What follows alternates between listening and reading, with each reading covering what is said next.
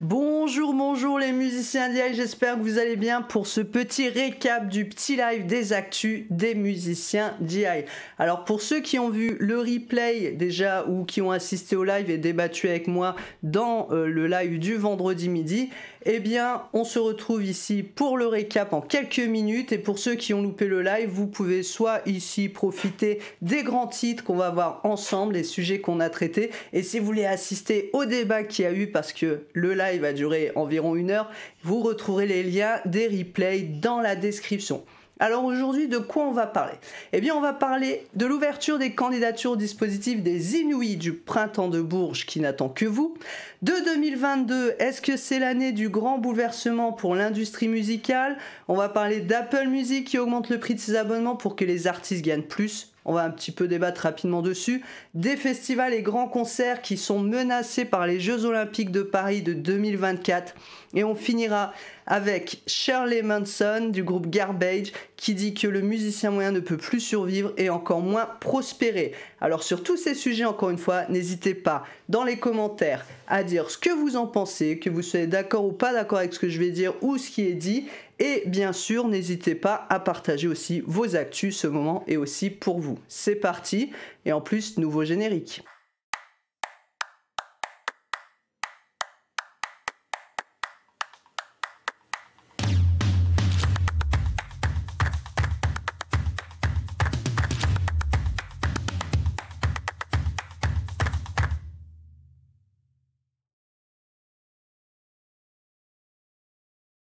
On va démarrer tout de suite avec le premier sujet du live des actus des musiciens d'IA, c'est les candidatures qui sont ouvertes pour les Inouïs du printemps de Bourges. Pour ceux qui ne connaissent pas les Inouïs du printemps de Bourges, c'est un dispositif d'accompagnement qui permet aux artistes, comme son nom l'indique, d'être accompagnés, que ce soit par des résidences, que ce soit des concerts artistiques et autres, enfin pas mal de choses, les répétitions, tout ça, pour permettre aux artistes de développer leur projet musical entouré de professionnels. Et donc chaque année, il y a ce grand tremplin, je dis tremplin même s'il parle plus de dispositifs, c'est un grand tremplin, et il y a l'appel à candidature, et vous avez jusqu'au 14 novembre pour déposer votre candidature sur le site des Inouïs de Printemps de Bourges. Vous retrouverez toujours dans la description les ressources. Donc là, c'est l'article tsugi.fr qui l'a annoncé. Mais si vous tapez sur Google Inouïs du Printemps de Bourges, vous trouverez également.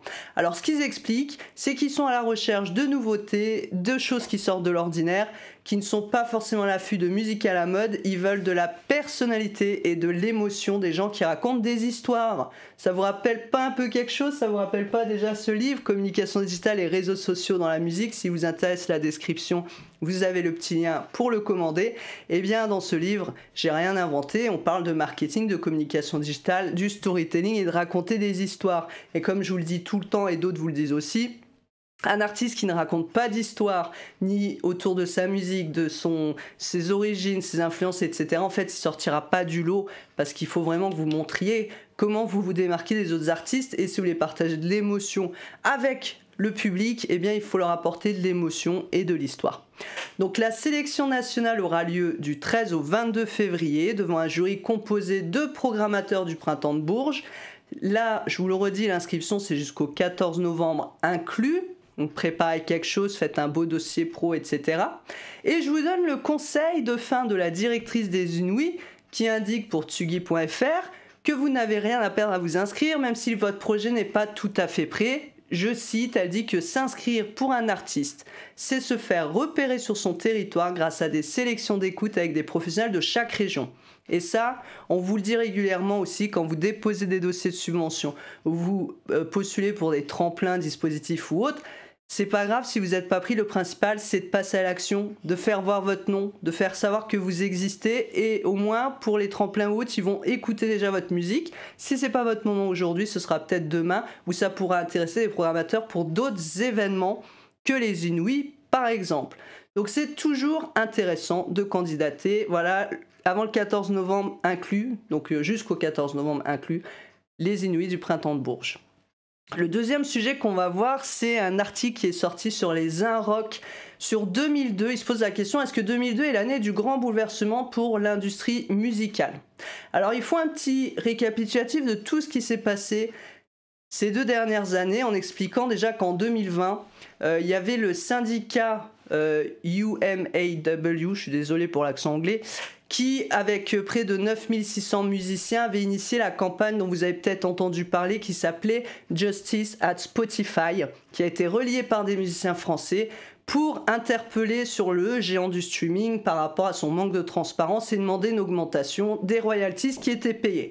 Alors ce qui est assez marrant, vous savez, j'en parle tout le temps, c'est qu'on parle toujours de Spotify, mais on parle jamais de TikTok, Facebook, YouTube, Apple, Deezer et autres, qui payent pas plus mal en fait les artistes, sachant que Spotify est quand même une plateforme qui propose de nombreux outils gratuits aussi aux artistes indépendants. Donc pour nous, c'est plutôt un allié, même s'il y a des soucis de rémunération. On en parlera rapidement dans cette vidéo, mais c'est pas forcément lié que au streaming.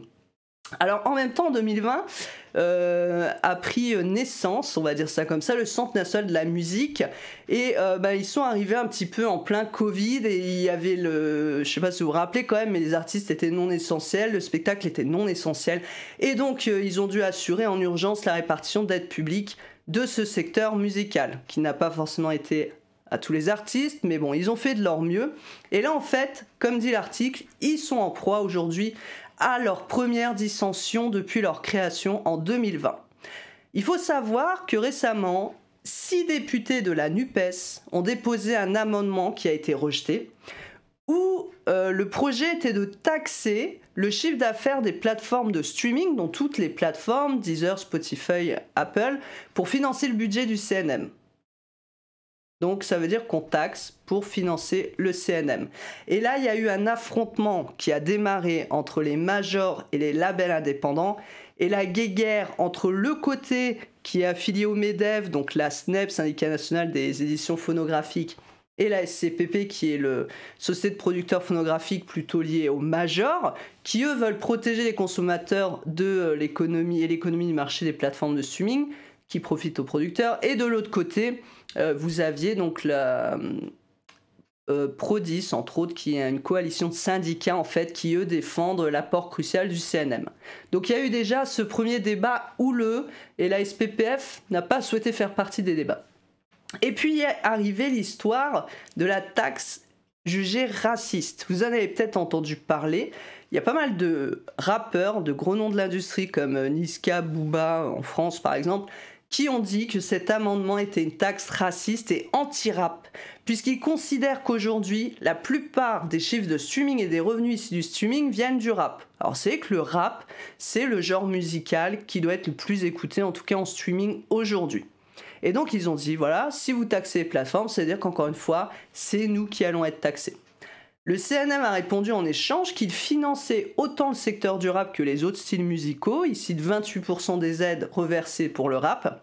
Et en fait, la problématique, c'est peut-être que le genre musical du rap ne sent pas considéré à sa juste valeur, même s'il n'est pas moins financé. Il y a un souci en fait de collaboration et de communication entre les organismes d'aide et les acteurs de cette musique. Mais j'ai envie de dire que c'est pas forcément avec que les acteurs de la musique du rap qu'on sent un peu ce fossé. Et j'en profite pour vous rappeler qu'il y a une enquête en cours que j'ai lancée et que j'aimerais porter jusqu'aux députés, qui est par rapport au statut et rémunération des artistes indépendants et musiciens d'IA. Je ne parle pas des artistes des hautes sphères, je ne parle pas forcément de l'intermittence du spectacle pour ceux qui sont bien placés dans le milieu, etc. Mais des artistes indés, producteurs qui ont toutes les casquettes et qui galèrent un peu entre les statuts, se faire rémunérer dans les petits lieux qui rémunèrent pas les artistes, etc. Si vous vous sentez concerné et que vous souhaitez participer en témoignant, c'est totalement anonyme, mais aujourd'hui, si je veux pousser le projet plus loin, il faut que j'ai plus de réponses. Aujourd'hui, on n'est qu'à 28 réponses. Je ne pense pas que vous êtes que 28 artistes indépendants à vous sentir lésés par les rémunérations et les statuts. Si maintenant votre situation vous convient, il n'y a pas de souci. Si maintenant vous avez envie de faire évoluer les choses, vous avez en description le lien vers l'enquête. Alors, ce qui est intéressant là-dedans, dans cette histoire-là, par rapport au bouleversement de l'industrie musicale, c'est qu'encore une fois, on parle des labels, des syndicats, des maisons de disques, des plateformes de streaming, mais on ne parle pas des artistes indépendants. Et je trouve que c'est dommage qu'on parle du CNM, mais qu'on ne parle pas assez de l'enquête que le CNM avait fait sur la rémunération équitable ou user-centric sur les plateformes de streaming, qui permettait aux artistes réellement écoutés d'être rémunérés et que la répartition ne soit pas donnée qu'aux artistes dans les hautes sphères. Eh bien, cette étude montrait clairement que si on changeait le mode de rémunération, en effet, les artistes indés, même s'ils ne touchaient pas beaucoup plus, touchaient quelque chose, donc c'est toujours mieux que rien. Mais finalement, la conclusion de l'enquête a été que ça coûterait trop cher de modifier le système, donc ils préfèrent rester comme ça. Et vous connaissez ma bataille pour l'équité pour tout, que ce soit pour les artistes, mais dans tous les domaines. Et donc je trouve c'est un peu dommage que cette enquête en soit restée là, parce que ça permettrait entre autres de régler le souci de rémunération aussi peut-être de certains artistes. Et comme d'habitude, les artistes, que dit l'article, c'est qu'ils sont absents de ces débats et que la plupart ne vivent pas de revenus du streaming, surtout les maisons de disques qui touchent environ 70% des revenus.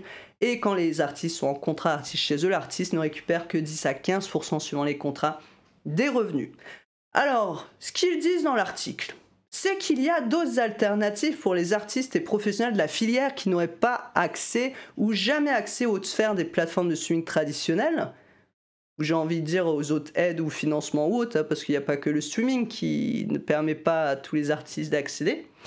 En fait, ce qu'ils vous donnent comme conseil, comme autre alternative, et ça va vous faire sourire, c'est qu'ils vous disent que pour stabiliser vos revenus, en gros, vous pouvez utiliser Bandcamp ou des financements par Patreon. Vous savez, Patreon, c'est comme des systèmes de VIP où les gens vous payent un abonnement par mois.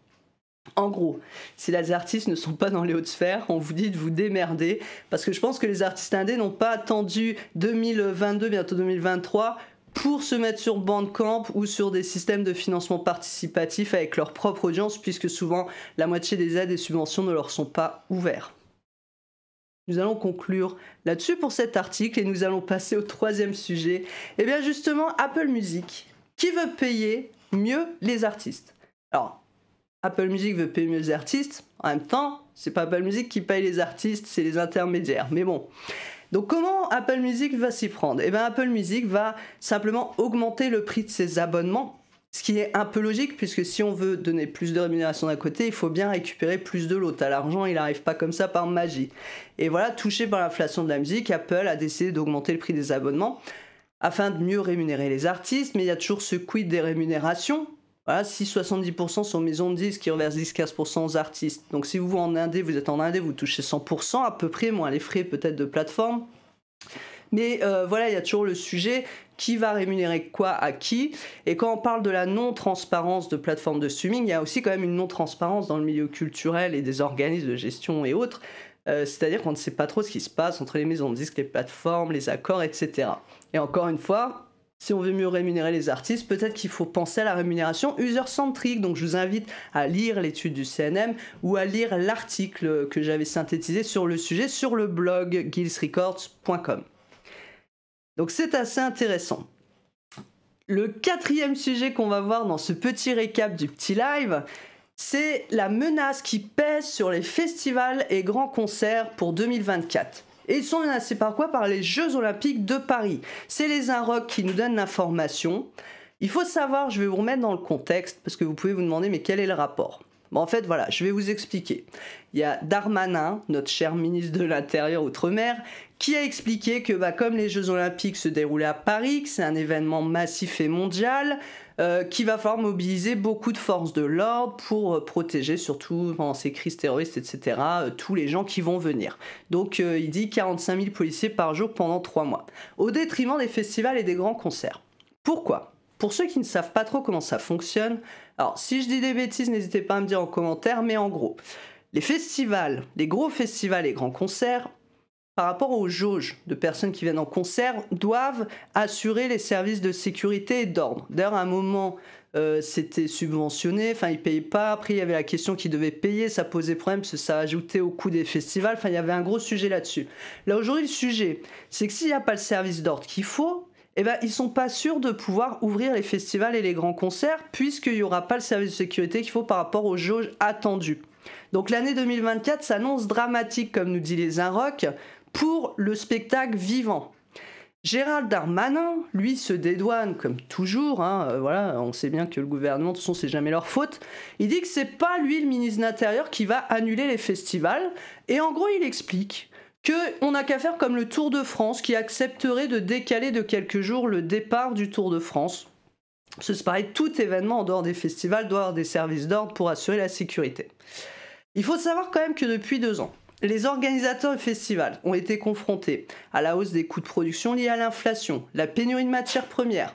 Il y a la pénurie aussi de professionnels qui ont quitté le secteur, donc c'est dur aussi de trouver des techniciens intermittents dans le secteur. Il y a la hausse importante du cachet des artistes qui entraîne la concurrence dans les festivals et rend inaccessibles les stars internationales, sans parler des annulations qu'il y a eu cette année, en 2022, par rapport aux intempéries. Il y a pas mal de festivals qui ont été annulés ou des concerts qui ont été annulés. Et tout ça, ça a impacté énormément sur le budget et il y a beaucoup de festivals qui sont en train de mourir. Alors peut-être, est-ce qu'il faut revoir le business model des festivals pour qu'ils soient peut-être un peu plus indépendants et plus dépendants en fait de l'aide publique? Est-ce que au lieu de taxer les plateformes de streaming pour subventionner le CNM, on ferait pas mieux de taxer sur certaines choses pour subventionner le spectacle vivant? Donc il y a pas mal de questions quand même qui se posent. Je pense qu'il y a des réflexions à avoir. Et on revient sur ce sujet du bouleversement de l'industrie musicale, mais c'est le bouleversement de tout le secteur musical, et même du cinéma, de tout, on voit bien, même les salles de cinéma, tout ça. Il y a beaucoup de choses qu'il faut remettre un petit peu au goût du jour, qu'il va falloir revoir, qu'il va falloir réadapter. Les gens attendent du renouveau, ils veulent plus forcément ce monde d'avant. Et forcément, on a des coûts aujourd'hui qu'on ne gère pas, qu'on subit, et donc peut-être penser à des festivals plus au niveau local, peut-être avec des artistes au niveau local, même si on sait que c'est les stars internationales qui font venir les festivaliers. On a vu quand même pendant ces 2 dernières années, en tout cas 3 dernières années, que les festivaliers aiment les gros festivals, mais qu'il y a eu un public qui s'est intéressé de plus en plus aux petits festivals avec des artistes peut-être plus intimes. Donc à voir, il y a peut-être des pistes de réflexion à avoir intéressantes sur le sujet. Et on va voir le dernier sujet du jour dans le récap du petit live. Alors je vous rappelle juste pour info que vous pouvez retrouver les replays complets qui durent environ 1 heure où on débat sur ces différents sujets, on va plus en profondeur dessus dans la description. Et d'ailleurs, j'ai oublié de vous dire quelque chose de très important.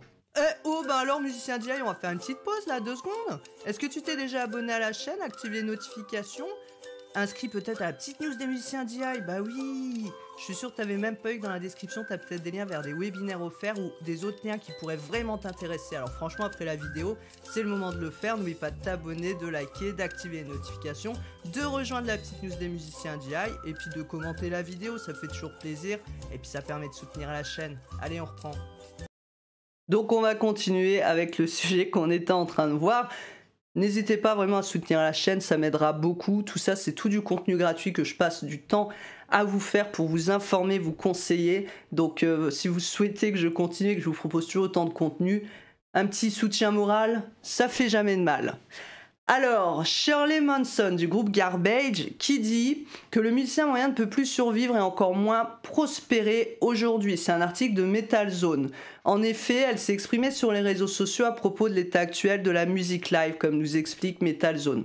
Je vais vous citer ce qu'elle dit dans l'article, une partie, et vous aurez les liens des articles complets en description. Elle dit, et c'est très important je trouve, parce qu'elle parle bien du musicien moyen. La musique live est soumise à une énorme pression.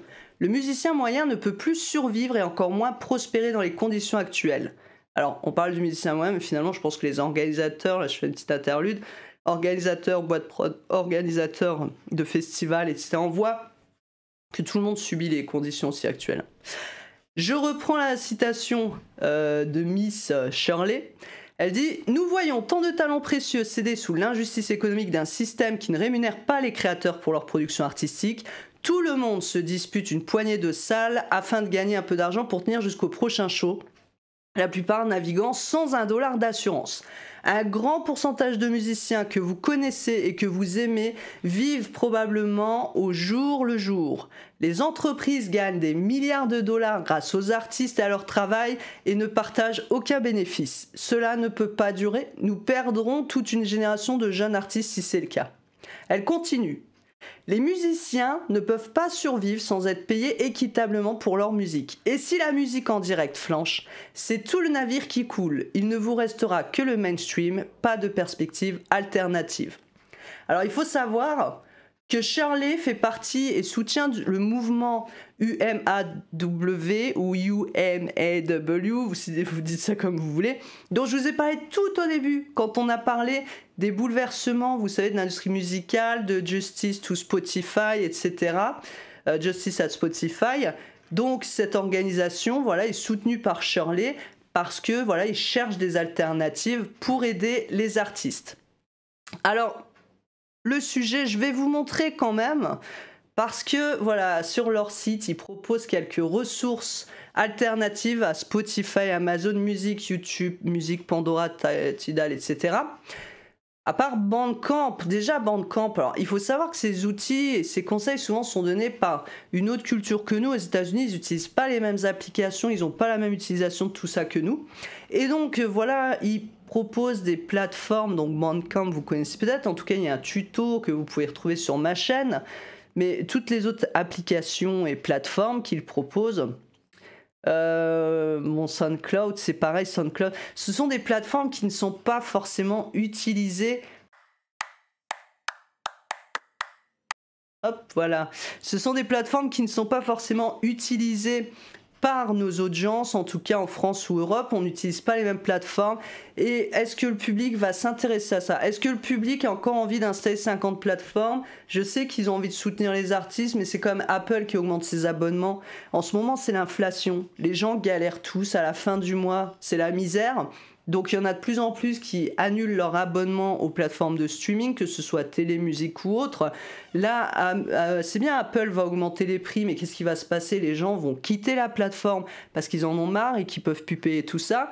Donc à un moment, c'est compliqué parce que, oui, on dit on va augmenter pour payer plus les artistes, on propose des alternatives sur des sites, des plateformes, mais ce ne sont pas des choses que les gens utilisent ou qu'ils ont réellement besoin au final, puisqu'ils trouveront toujours la musique ailleurs.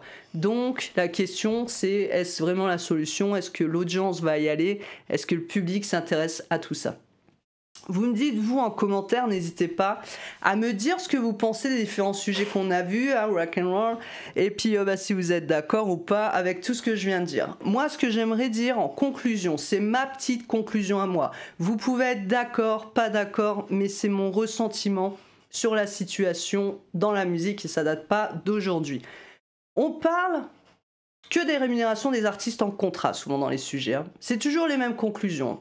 On parle rarement des indépendants qui gagnent moins, ou des petites structures, ou des petits festivals. Tous les petits, en fait, on en parle moins. Et il y a quand même, on sait qu'on s'inquiète pour les gros festivals. On a besoin des gros, mais on a besoin aussi des petits. Et les petits apportent peut-être plus de diversité des fois que les gros. Et le problème, c'est que là, il y a plein de petits festivals aussi qui ferment parce qu'ils n'ont plus de moyens. Donc, les indés sont pas forcément pris en compte dans les dispositifs de financement non plus. On ne parle jamais de toutes les plateformes de streaming qui payent mal les artistes. Le méchant, c'est toujours Spotify, Spotify, Spotify. On parle jamais des organismes de collecte qui récupèrent pas tous les droits des indés. Par exemple, pour les interprètes, si vous passez pas sur les grosses chaînes de télé ou les grosses chaînes de radio, eh bien, on récupère pas vos droits. Et en général, un artiste en développement, un artiste émergent, c'est plus sur les télés locales ou les chaînes de radio locales qui va être diffusé que sur les grosses radios. Donc en gros, il adhère à un truc où il récupérera jamais rien. Et ça doit changer. On parle jamais de la rémunération user-centric qui permettait de rémunérer équitablement tous les artistes. Même si l'artiste touche que 2 € par an grâce à sa musique sur Spotify, si les gens l'ont écouté, ce revenu doit lui revenir. C'est ça l'équitabilité, la justice. On parle jamais des lieux de concert ou des lieux qui permettent de produire quelques concerts qui payent mal les artistes ou qui les payent pas du tout, en toute illégalité, mais totalement de façon tolérée. Ça devient pénible. On parle jamais des boîtes de production qui payent pas les artistes, ni des associations culturelles qui font des petits festivals ou des petites choses très sympathiques, mais qui ne budgétisent jamais le cachet des artistes. Et au final, ces événements culturels existent grâce aux artistes qui ne sont pas payés. Donc si déjà les acteurs du milieu culturel profitent des artistes et ne les payent pas, ou les boîtes de prod qui ne payent pas leur première partie en leur disant c'est pour ta visibilité, on connaît tous ce discours de visibilité. Eh bien, si déjà les gens là ne considèrent pas les artistes qui font partie de leur communauté et de leur milieu, qui font partie du même écosystème. Comment voulez-vous que les gens en dehors ne vous disent pas, mais bien sûr, tu viens jouer gratis puisque tu es artiste, tu n'es pas payé, puisque c'est pour la visibilité. Donc à un moment, il y a tout un état d'esprit à changer, il y a tout un mode de fonctionnement, de financement à changer aussi, et pas forcément que concernant le streaming. Alors, est-ce que le streaming est seul responsable du manque de moyens des artistes? Moi, je vous pose la question et je vous demande votre avis en commentaire. À votre avis,